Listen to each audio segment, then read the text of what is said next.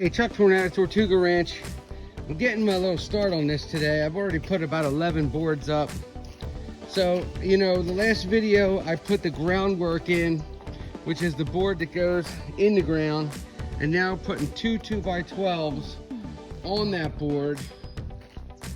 Two 2x12s on top of that board to encapsulate the area so that the turtles and tortoises can't get out. So here's where you can see the 3 boards partly buried, and I just take the dirt, shoot the dirt back on it, cover it. But yeah, so I'm by myself today. That's why I'm not videotaping the whole thing. I'll get as much progress as I can get done here. These boards are kind of heavy and whatever, but I'll get what I can get done today. Hopefully I can get done this whole tortoise area so that I can bring the tortoises out and let them start chomping on some of this grass. Okay, but yeah, so I put a few boards on over here too. Just wanted to make sure I had this right, and I did. I had it lined up just right. So here's how they go together. And I could always put a board on top of that if I think that seems a little ugly. Okay, so there's a tortoise pen. It's coming along. It's coming along good. And this corner worked out good.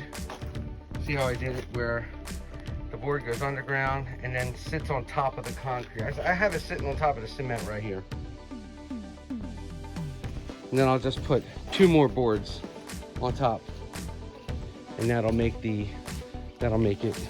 Because otherwise I would have had to mess with my hibiscus bushes here, and I know they're gonna really like them.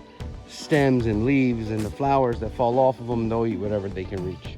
And they'll eat all these weeds, all the wild clover, all the yellow caps, dandelions, daisies, you name it, they love it. Talk to you soon. Tortuga Ranch, and thank you for joining me tonight. I am giving you an update on the build of the new turtle ponds. It's kind of exciting. I got the outside walls just about all the way up, and besides an area that I left open because I might have to get a front end loader in here. I might have to get a machine in to dig out the pond, but I'll show you that right now. So yeah, like I said, I did the corner here. You see how it finished out, and I put a bag of concrete in every corner, a pack of dry concrete in every corner. I throw some dirt on top, I hit it with the hose, and that hardens just in case something wants, because if things want to try and dig out or dig in, a lot of times they use the corner. So what I did was I put some backfill in. This is 2 2x12 16-foot long above ground and 1 underground. Okay, so you might remember I said I like to put 2 boards underground. Well, I do. I like that, and I did it there. But here it was like, oh, I just couldn't do it. And you know, I'm talking to some people, and they're like, you don't need 2. You can get away with 1, especially if you put it a couple inches underground. So really, it's like 14 inches underground. You know, because you see the grass level there, and then the top of the board is about 4 inches difference. Okay, so but a lot of this is done. The new tortoise area is absolutely encapsulated. I just have to backfill everything.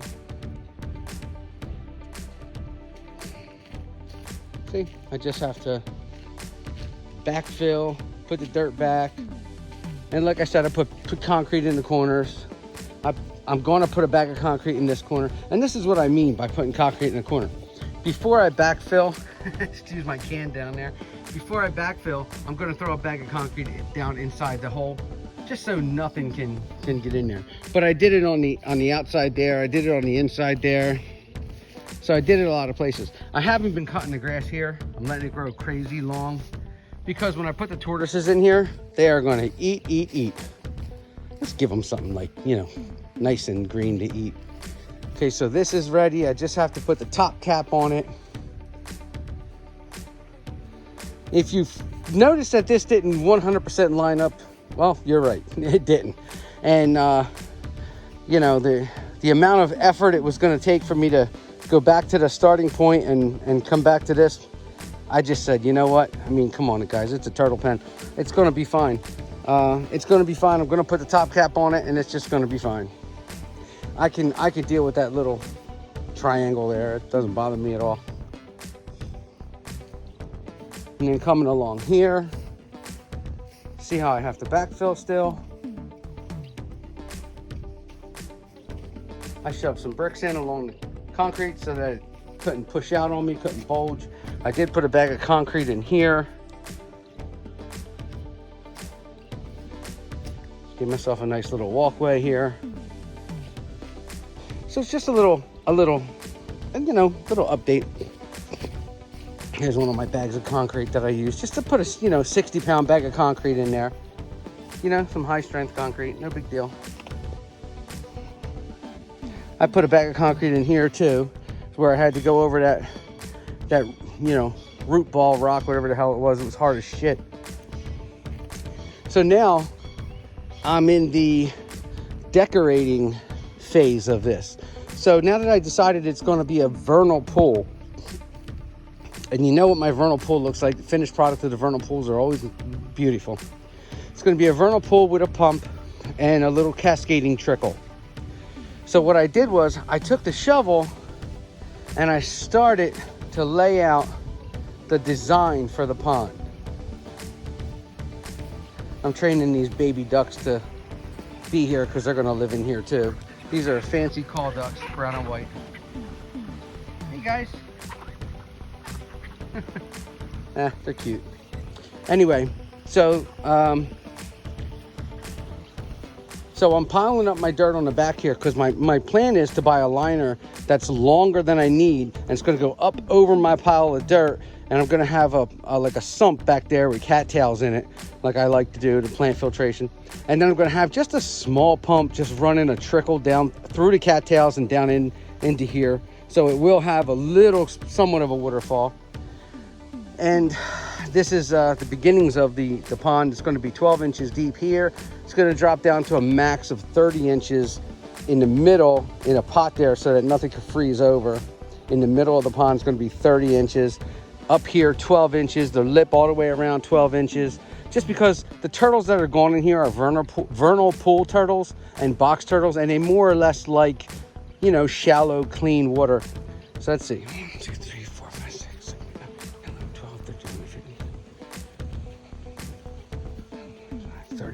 32 feet. So the pond is going to be like a pizza, kind of like a, you know, pie wedge type of thing. 32 feet is the actual pond walk off, and the width of the vernal pool at the widest point, 1 2 3 4 5 6 7 8 9 10 11 12 13 14 15 16. So 32 by 16, not bad. And then up here is only like 5 feet wide at the very, so because it's like a pie wedge, so it's, you know, 32, 16. And if you wondered what I did, check this out as a contractor trick. I got a 3-foot step. That's 1 2 3 4 5 6 7 8 9. Okay, a lot of contractors will do that. I am a contractor. It's what I do. It's accurate within a few inches. You know, it's accurate within like 6 inches in 100 feet, something like that. But certainly for estimating purposes, you could walk off. You have a 36-inch step. If you're 6 feet tall like me, you have a 36-inch step. So every long step is 3 feet. I mean, it's an on-purpose long step, but it's, you know, it's a walk-off step, as we call it. Okay, just kicking some rocks in there. So that's just to keep you up to date and informed on how it looks so far. Now you notice that some of the wood is sticking up past the uprights. The uprights are sticking past the horizontal like wall boards, outside wall boards. This is what I'm talking about. That and that and that. And what I do is I just come along with a Sawzall and just whack, whack, whack. I just cut them right off. And then I come along with a 2x6 pressure treated, and I put a 2x6 right on the top. I hold it flush to this edge and then on the inside, and I'll show you what that ends up looking like. And what that does is that creates a lip for me, so that if some turtles start getting a little crafty and climbing on top of each other and saying, "Hold still, Joe, I think I can do this," you know, and trying to get out. They can't, because there's this little lip here. See the lip? Right there.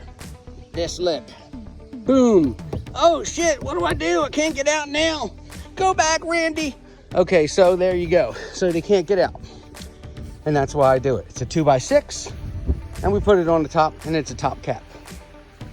And I like it too, because I can actually walk the plank if I want.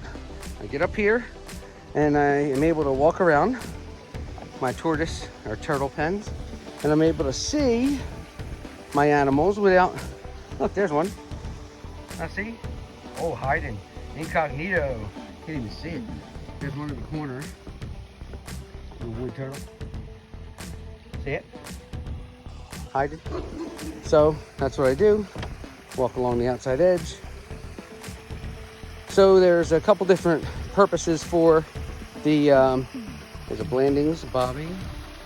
If I can catch it wherever it is. Yeah, there's a couple different reasons. For this 2x6, but basically the two that I am happy with, and the two that I can think of here, is I can walk on it and it stops the turtles from getting out. Okay, gives you a little view of the waterfall, and I will update you later.